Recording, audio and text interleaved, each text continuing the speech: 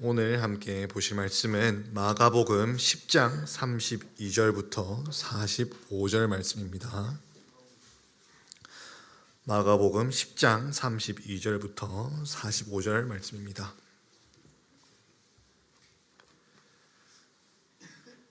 함께 교독하도록 하겠습니다.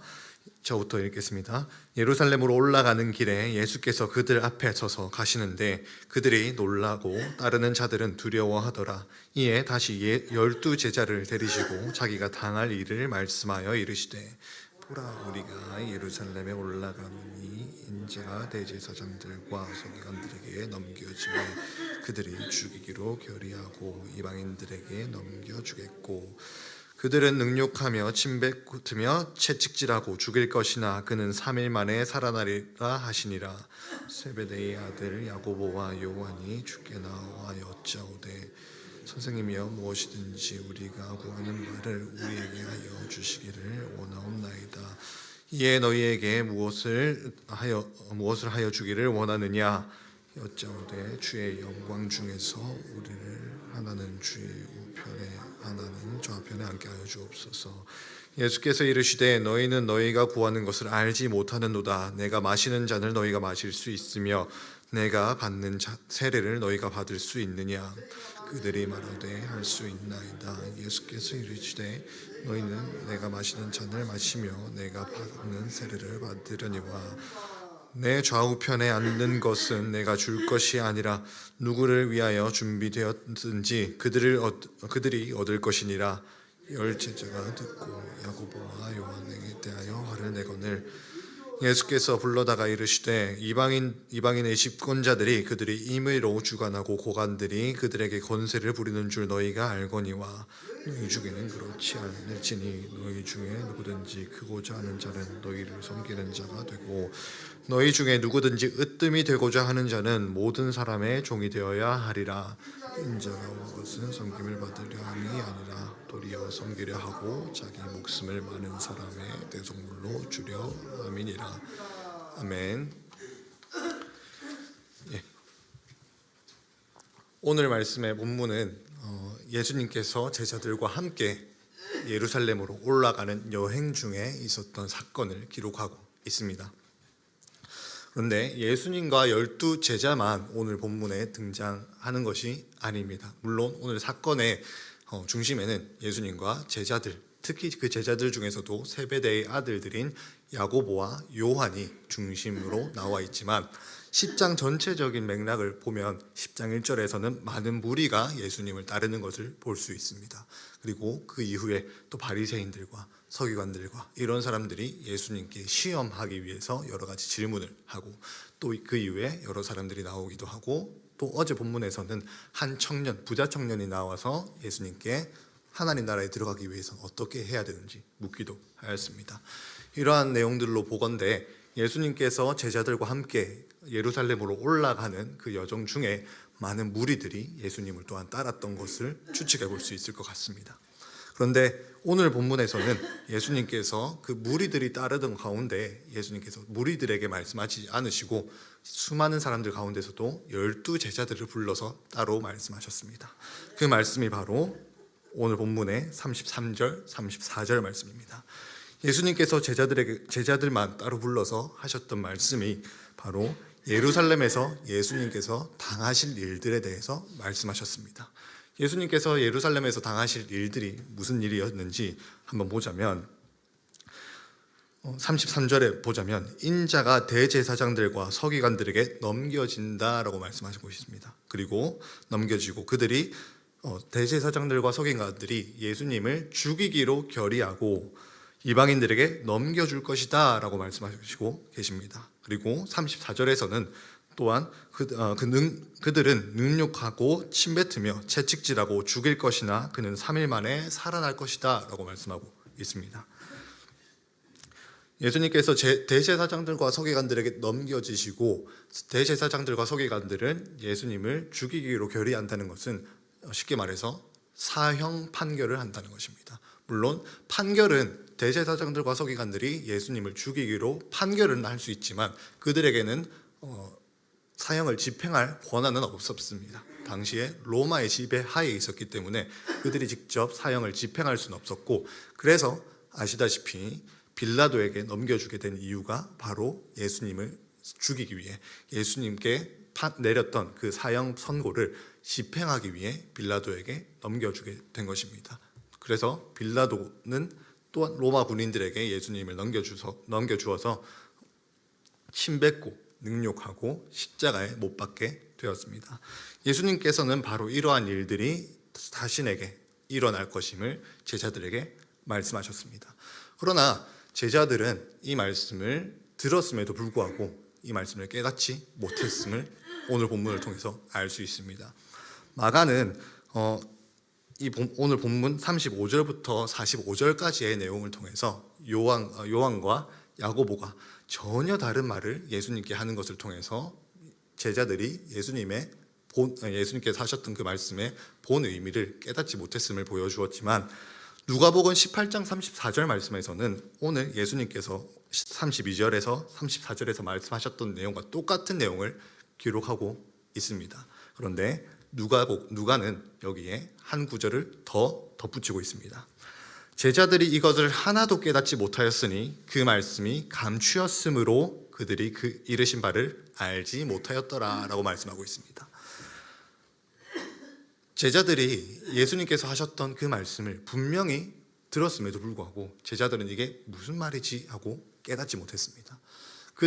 물론 그들 중에서는 그들의 많은 사람들이 어부 출신이었기 때문에 학식이 부족했던 것도 있었겠지만, 하지만 성경에서는 그들이 학식이 부족해서 깨닫지 못했다, 학벌이 부족해서 깨닫지 못했다라고 말씀하지 않고 그 말씀이 감추었으므로 그들이 그 이르신 바를 깨닫지 못했다라고 말씀하고 있습니다. 성경 전체적인 문맥상으로 봤을 때 그 말씀이 제자들에게 감추어졌다라는 것은 그들의 학벌과 지혜와 지식의 부족함보다 아직까지는 예수님께서 십자가에 못 박히지 않으셨고 그들에게 성령이 임하지 않았기 때문에 그들이 그 말씀을 깨닫지 못했다라고 볼 수가 있습니다. 어찌되었건 그 이후에 오늘 예수께서 하셨던 그 말씀 이후에 갑자기 야고보와 요한, 세베대의 두 아들이 예수님께 나와서 어떤 것을 요구합니다. 그 요구하는 내용이 무엇이냐면 37절에 보시면 여짜오되 주의 영광 중에서 우리를 하나는 주의 우편에 하나는 좌편에 앉게 하여 주옵소서라고 요구하였습니다. 그런데 이에 대하여 예수님은 그들의 요구를 들으시고 너희가 지금 무엇을 구하는지도 모르고 구하고 있다라고 말씀하셨습니다. 거기에 한마디를 더 덧붙이셨습니다. 너희는 내가 마시는 잔을 너희도 마실 수 있겠느냐? 내가 받는 세례를 너희도 받을 수 있겠느냐라고 되물으셨습니다. 이것은 예수님께서 십자가에서 당하실 고난과 관련이 있는 말입니다.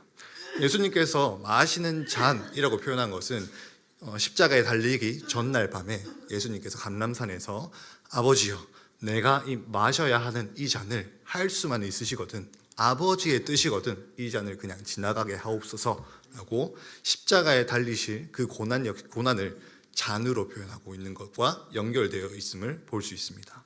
즉 내가 마시는 잔을 너희도 마실 수 있겠느냐라는 것은 내가 십자가에 달려야만 하는데 너희도 나처럼 십자가에 달릴 수 있겠느냐라고 물으시는 것입니다. 내가 받아야 할 세례를 너희도 받을 수 있겠느냐라고 되물으신 것 역시도 십자가의 고난과 관련이 있습니다. 세례라고 하면 이때 당시의 세례는 침례를 의미합니다. 저희는 세례라고 하면 보통은 물을 이마에 댄다거나 하는 그렇게 좀 간단하게 하는 형식으로 취하고 있는데 예수님 당시에 그리고 세례 요한 당시에 세례는 강물에 사람을 머리끝부터 발끝까지 완전히 담그고 빼내는 그것을 세례의 형식으로 취하고 있었습니다. 지금도 이스라엘의 성지순례를 가게 되면 요단강에서 그런 식으로 많은 세계 곳곳에서 온 사람들이 침례를 받음으로써 세례를 받는 것을 보실 수가 있습니다. 근데 이 세례가 의미하는 것이 무엇이냐면 머리끝부터 발끝까지 물속에 잠기는 것은 내가 예수와 함께 죽었습니다.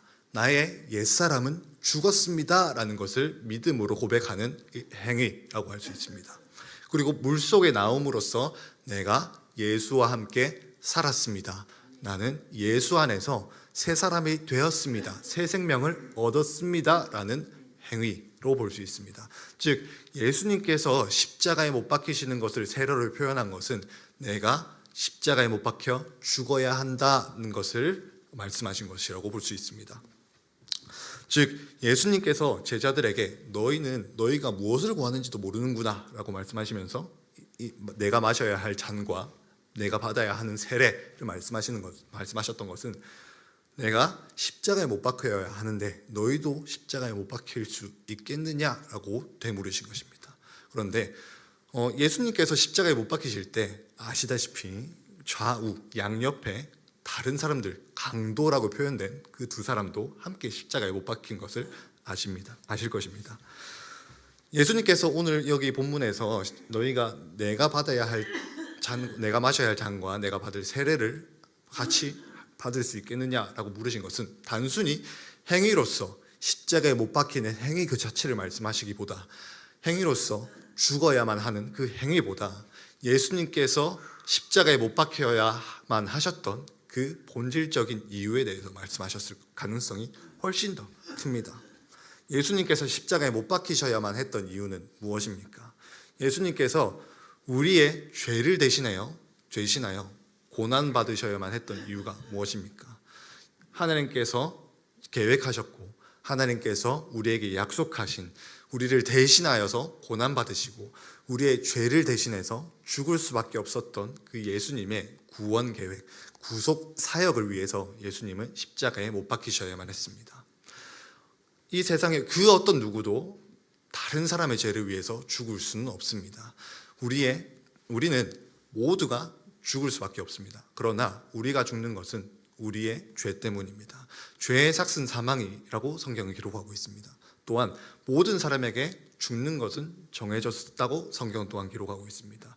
우리는 우리의 죄 때문에 죽을 수밖에 없고 다른 사람의 죄 때문에 다른 사람을 위해서 죽을 수가 없습니다. 그게 설령 나의 가족, 나의 자녀라 할지라도 다른 사람을 위해서 다른 사람의 죄를 대신해서 내가 죽을 수는 없습니다. 왜냐하면 우리 모두가 원죄를 가진 인간이기 때문입니다. 그러나 예수님은 완전하신 하나님이신 죄가 없으신 분이셨습니다. 그렇기에 우리를 위해서 대신 우리의 모든 죄를 지시고 죽으실 수 있는 분이셨습니다. 요한과 야고보가 예수님과 함께 죽을 수 없는 이유는 바로 이것 때문이었습니다. 예수님은 우리의 모든 죄를 대신 지시고 십자가에 죽으실 수 있는 분이셨지만 야고보와 요한은 다른 사람을 위해서 죽을 수가 없었습니다. 다른 사람의 죄를 대신해서 죽을 수 없는 존재였습니다. 그렇기 때문에 예수님은 그들에게 내가 마실 잔을 너희가 같이 마실 수 있겠느냐, 내가 받을 세례를 너희가 나와 함께 받을 수 있겠느냐라고 되물으셨습니다. 그러나 여기서 요한과 야고보가 전혀 예수님께서 무슨 말을 하는지 전혀 모른다는 것이 여기서 다시 한번 드러납니다. 야고보와 요한이 뭐라 했습니까? 주님, 우리는 할 수 있습니다. 우리는 할 수 있습니다 라고 말했죠. 자기들이 무슨 말을 하는지 아직도 모르고 대답을 하고 있었습니다. 그런데 예수님은 여기서 한 번 더 말씀하십니다. 만약에 너희가 나와 함께 내 잔을 마실 수 있다고 하더라도, 나와 함께 내가 받아야 할 세례를 함께 받을 수 있다고 하더라도 내 좌우에 앉을 자리는 내가 누군가에게 지정해 줄 수 있는 것이 아니라 이미 누군가가 받기로 예비된 자가 받게 될 것이다 라고 예수님께서 말씀하셨습니다. 그렇다면 야고보와 요한은 왜 이런 요구를 했을까요? 왜 이런 요구를 하게 되었을까요? 이것은 유대인들이 가지고 있었던 메시아에 대한 사상과 성경에 대한 이해와도 관련이 있습니다. 구약 성경을 읽다 보면 장차 오실 메시아에 대해서 강력한 왕권을 가진 다윗과 같은 왕을 메시아로 묘사하고 있는 장면들을 많이 볼 수 있습니다. 이스라엘 백성들은 바벨론 포로에서 돌아온 이후에 과거 다윗, 솔로몬 왕국과 같이 강력한 왕권을 가진 그런 왕조 혹은 왕국을 재건한 적은 없습니다. 물론 나라로서 어떤 국가가 건설된다거나 한 적은 있었지만 다윗이나 솔로몬 같이 과거의 영광을 재현했던 적은 단 한 번도 없습니다. 그런 역사적 배경 안에서 유대인들은 다윗과 같은 메시아, 강력한 왕권, 강력한 리더십을 가졌던 메시아를 기다렸던 것입니다. 그것이 유대인들의 신앙이었고 예수님이 활동하셨던 당시에 유대인들의 일반적인 신앙이었습니다. 제자들도 이러한 영향을 받아서 그러한 신앙에서 크게 다르지 않았던 것입니다. 즉 제자들 역시도 예수님을 메시아로 생각함과 동시에 예수님께서 메시아로서 이스라엘을 다스릴 다윗과 같은 강력한 왕이 될 것을 기대했던 것입니다. 야고보와 요한이 예수님께 나아와서 예수님께서 영광 중에 앉으실 때에 우리를 좌우에 앉게 해주십시오 라고 요구했던 것은 예수님께서 예루살렘에 가게 되시면 스승님께서 왕이 되실 텐데 그 왕이 되시면 우리를 당신의 좌우, 쉽게 말해서 우리를 당신의 오른팔과 왼팔 삼아 주십시오. 당신이 1인자시라면 우리를 2인자, 3인자 삼아 주십시오 라고 요구했던 것과 같습니다. 예수님께서는 십자가를 지시기 위해 예루살렘으로 가셨던 것인데 제자들은 예수님과 완전히 다른 생각을 하고 있었고 완전히 다른 꿈을 꾸고 있었던 것을 볼 수 있습니다. 근원적으로 요한과 야고보가 이러한 생각을 했던 이유는 무엇입니까? 말씀드렸던 것처럼 잘못된 메시아에 대한 사상을 가지고 있었기 때문입니다. 메시아는 십자가에 매달리러 가시고 계셨는데 그의 제자들은 다른 생각을 하며 자신의 출세와 자신의 성공과 자신의 권위와 권세, 권력을 누릴 생각만 하고 있었던 것입니다. 그런 야고보와 요한의 돌발 행동을 보고 다른 제자들은 화가 났습니다. 그래서 야고보와 요한에게 따지는 사람들도 있었겠죠. 그리고 화를 내는 사람도 있었을 것입니다. 싸우기 일보 직전의 상황이었을지도 모르겠습니다. 그런 상황에서 예수님께서 제자들을 다시 한번 불러 모으셨습니다. 예수님께서 제자들을 불러 모으셔서 말씀하셨습니다. 이방인의 집권자들은 그들의 임의로 주관하고 그 고관들이 그들에게 권세를 부리는 줄을 너희가 알지 않느냐. 그런데 너희 중에는 그렇게 하면 안 된다. 하나님 나라는 그렇지 않다. 이방인들, 외국인들의 하나님의 말씀이 없는 이방인들의 경우에는 왕이나 권세자들이나 아니면 총리나 이런 높은 권세를 가진 자들, 높은 지위를 가진 자들이 마음대로 자기의 힘을 부리고 힘을 과시하고 자기의 권력을 마음대로 쓴다고 하더라도 너희는 그러면 안 된다. 하나님의 말씀을 믿는다고 하는 너희는 그렇게 해서는 안 된다. 우리가 다들 잘 아시다시피 예수님께서는 여기에 이렇게 말씀하십니다. 너희 중에 누구든지 크고자 하는 자는 너희를 섬기는 자가 되어야 한다. 또한 너희 중에 누구든지 으뜸이 되고자 하는 자는 모든 사람의 종이 되어야 한다라고 말씀하셨습니다. 우리 이 말씀을 너무나 잘 알고 있습니다. 그런데 예수님께서는 마지막으로 이 말씀을 하십니다. 인자가 온 것은 섬김을 받기 위해 온 것이 아니라 도리어 섬기려 하고 자기 목숨을 많은 사람의 대속물로 주려 함이니라 라고 말씀하셨습니다. 이 말씀은 마치 33절, 34절에서 예수님께서 예루살렘에서 당할 일들을 미리 말씀하신 것과도 어떻게 보면 굉장히 비슷한 말씀일 것입니다. 예수님께서는 3년 동안 공생의 생활을 하시면서 많은 사람들을 가르치고 또한 많은 사람들에게 복음을 전하시고 또한 병든 자, 연약한 자, 귀신 들린 자들을 고치시고 그렇게 많은 사람들을 섬기셨습니다. 그런데 더 나아가서 예수님께서 이 땅에 오셨던 근본적인 이유는 그렇게 많은 사람들을 섬기실 뿐만 아니라 예수님 당신의 목숨을 많은 사람들의 대속물로 내어주기 위해 오셨다라고 말씀하셨습니다. 여기서 대속물이라는 말은 원어적인 의미로 보면 어떤 사람이 어떤 종으로 팔린 사람을 종의 신분에서 해방시켜 주기 위해 그 값을 치러주는 것을 의미합니다. 그 값을 치름으로써 종의 신분을 해방시켜 주고 자유인으로 만들어 주기 위해서 값을 치르는 것을 의미합니다. 예수님은 자신의 생명으로 우리의 죄값을 치르셨습니다. 우리 모두는 죄의 종이었습니다. 우리 모두는 에베소서 2장의 표현으로는 사단의 자식이었고 어둠의 자녀였습니다. 그런데 예수님께서 우리의 죄를 대신하여, 우리가 죄의 종노릇하고 있을 때 우리의 죄를 대신하여 죽임을 당하셨고 우리의 죄값을 예수님 당신의 목숨으로 치르셨습니다. 그렇게 우리는 그 예수님께서 내 죄를 짊어지고 죽으셨다는 사실을 믿고 예수님께서 우리의 주라고 고백할 때에 우리는 더 이상 죄의 종이 아닌 하나님의 자녀요, 하나님의 권속으로 하나님께서 우리를 인정해 주셨습니다. 그렇게 우리는 자유인이 되었습니다.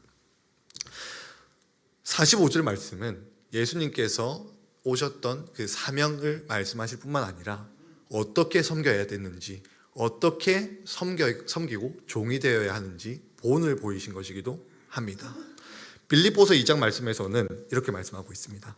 그는 근본 하나님의 본체이심에도 불구하고 하나님과 동등됨을 취할 것으로 여기지 아니하시고 오히려 자기를 비워 종의 형체를 가지사 사람들과 같이 되셨고 사람의 모양으로 나타나사 자기를 낮추시고 죽기까지 복종하셨으니 곧 십자가에 죽으심이라. 예수님은 하나님의 본체이셨음에도 불구하고 하나님과 동등됨을 여기지 않으시고 자신을 비워 사람의 몸을 입으시고 사람의 몸 중에서도 천하디 천한 종의 형체로 오셨다고 말씀하고 있습니다. 종의 형체로 오셨을 뿐만 아니라 더 낮아지셔서 십자가에 죽기까지 아버지께 순종하셨습니다. 그것을 통해서 우리에게 섬김의 본을 보이셨습니다. 그 누구보다 낮아지셔서 모든 사람을 섬기시고 더 나아가서 많은 사람에게 자신을 대속물로 내어주심으로써 섬김의 본을 보이셨습니다. 이 섬김을 통해서 하나님은 예수님을 가장 높여주셨습니다.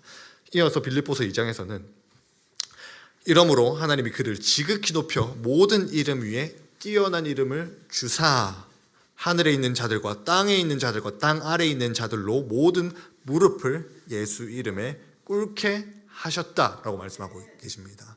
예수님께서 아버지의 뜻에 순종하셔서 가장 낮은 자리까지 내려가시고 자신의 목숨을 우리에게 또 하나님을 위해서 내어주셨을 때에 그렇게 자신을 겸손히 섬김의 종으로 내어드렸을 때에 하나님께서는 그를 낮아진 그 자리에 두지 않으시고 죽음 가운데서 다시 살리시고 또한 아버지의 보좌 우편에 앉히셔서 가장 뛰어난 이름을 주셨다라고 말씀하고 있습니다. 이렇게 예수님께서 우리에게 섬김의 본을 보이셨을 뿐만 아니라 하나님께서 그분을 다시 살리심으로 인해서 하나님께서 어떻게 낮아진 자를 세우시는지, 어떻게 섬긴 자를, 종이 되기까지 섬기는 자를 어떻게 높이시는지 예수님을 통해 보이셨습니다. 이사야 61장 1절 말씀은 이렇게 말씀하고 있습니다. 주 여호와의 영이 내게 내리셨으니 이는 여호와께서 내게 기름을 부으사 가난한 자에게 아름다운 소식을 전하게 하려 하심이라. 나를 보내사 마음이 상한 자를 고치며 포로된 자에게 자유를, 갇힌 자에게 노임을 선포하며, 또한 2절에서는 여호와의 은혜의 해와 우리의 하나님의 보복의 날을 선포하여 그 모든 슬픈 자를 위로하되 라고 말씀하고 있습니다. 예수님께서 이 말씀을 공생애를 시작하는 시점에 회당에서 선포하시고 공생애를 시작하셨습니다. 예수님께서 자신의 목숨을 대속물로 내어주심으로 인해서 포로된 자들 자유케 하시고 갇힌 자들을 자유롭게 하셨습니다. 누구나 섬기기보다는 섬김을 받고 싶어 하는 것 같습니다. 그러나 주님께서 우리에게 주신 모든 것이 은혜라는 생각이 들면 그때부터는 우리가 섬길 수 있는 마음이 생기는 것 같습니다. 저의 이야기를 하나 하고 설교를 마무리 지으려 합니다. 저는 청년에 있을 때에 찬양팀으로 좀 오랫동안 섬겼었습니다. 찬양팀으로 섬기는 것이 굉장히 은혜스러운 일이기도 하지만 한편으로는 많은 사람 앞에 나선다는 점에서 한편으로는 좀 위험하고 교만해질 수 있는 요소가 많이 있는 것 같습니다. 아무래도 저의 찬양 소리를 듣고 많은 성도분들께서 따라 부르시고 제가 찬양을 인도하는 것에 따라서 또한 어떤 많은 성도분들께서 은혜를 받았다라고 간증해 주시고 말씀해 주시는 것에 따라서 때로는 교만해지기 너무 쉬운 자리고 그렇게 위험한 자리인 것 같기도 합니다. 그런 경험들을 저도 많이 해보았고 또 그렇게 교만해지는 사람들을 종종 보기도 했었습니다. 그런데 그렇게 제가 교만해지던 찰나에 어느 순간 내가 이렇게 찬양팀으로 섬기는 것, 찬양 인도를 하면서 많은 분들이 함께 은혜를 누릴 수 있게 되는 것이 내가 잘나서, 내가 노래를 잘해서, 내가 신앙이 뛰어나고 믿음이 좋아서 이렇게 되는 것이 아니라 하나님께서 나에게 이러이런 여러 가지 은혜들을 베풀어 주시지 않았다면 내가 이 자리에 서 있을 수 있는 것이 아니었을 텐데, 내가 이 자리에 서 있는 것, 내가 찬양팀으로 섬기고 찬양의 인도를 하는 것이 당연한 것이 아니라 하나님의 이런 은혜가 없었다면, 더 궁극적으로 예수님께서 나를 위해 죽어주시지 않았다면 이런 은혜들을 내가 누리는 것조차 불가능했을 것인데 라는 생각이 들면서 저의 마음가짐이 바뀌기 시작했습니다. 나의 잘남으로 인해서 찬양팀을 섬기고 다른 사람들을 섬기는 것이 아니라 내가 부족하지만, 내가 연약하지만 그럼에도 하나님께서 나에게 은혜를 베풀어 주셔서 내가 이러한 은혜를 함께 누릴 수 있게 되었고 또한 많은 분들을 섬길 수 있게 된 것에 대한 감격을 누리고 그것을 통해서 또한 섬길 수 있게 되었습니다. 지금도 마찬가지입니다. 저는 온천제일교회에 부임한 지 이제 3달 정도 되었습니다. 저보다 어른분들이 훨씬 더 많으신데 나이가 어림에도 불구하고 많은 분들이 전도사라는 직분 때문에 저에게 존대를 해주십니다. 처음에는 그 부분이 청년으로 있다가 전도사로 와서 많은 어른들의 존대를 받으면서 되게 어색하고 부담스러웠던 적도 있습니다. 그런데 그런 부담이 어느 순간부터는 오히려 저를 겸손하게 만드는 계기가 되었던 것 같습니다. 제가 잘나서 이 자리에 선 것도 아니고 제가 믿음이 좋아서 더 많은 것을 받았기 때문에, 더 누렸기 때문에 아니라 하나님께서 저에게 주셨던 은혜가 크기에, 제가 잘나서가 아니라 하나님께서 주신 은혜가 컸기에 더 궁극적으로 예수님께서 나를 위하여 섬겨주셨기 때문에 제가 이 자리에 섰음을 고백할 수밖에 없었고, 그렇기에 많은 분들의 존대를 받으면서 제가 더욱더 겸손해지고 더욱더 잘 섬겨야겠다라는 그런 다짐을 했던 경험이 있습니다. 우리가 또 기도하고 삶의 자리로 돌아갈 텐데 우리에게 주어진 모든 삶의 환경이 당연한 것이 아니라 하나님께서 우리에게 주신 은혜임을 이 시간 깨닫는 시간이 되었으면 좋겠습니다. 그래서 우리에게 주신 모든 은혜, 그리고 우리가 오늘 하루 가운데서 만나는 모든 사람들이 우리의 섬김의 대상이 되고 당연한 것 아닌 하나님께서 주신 또한 섬김의 대상이 되고, 그래야 해서 예수님께서 우리에게 위로를 주시고 평안을 주시고 자유를 주셨던 것처럼 우리의 삶을 통해서 또한 누군가에게 위로가 되어지는 하루, 또한 누군가에게 자유를 주고 노임을 주고 치료를 주고 위로를 주시는 하루가 되는 그렇게 또한 우리가 많은 사람들을 섬길 수 있는 하루가 되시기를 소망합니다.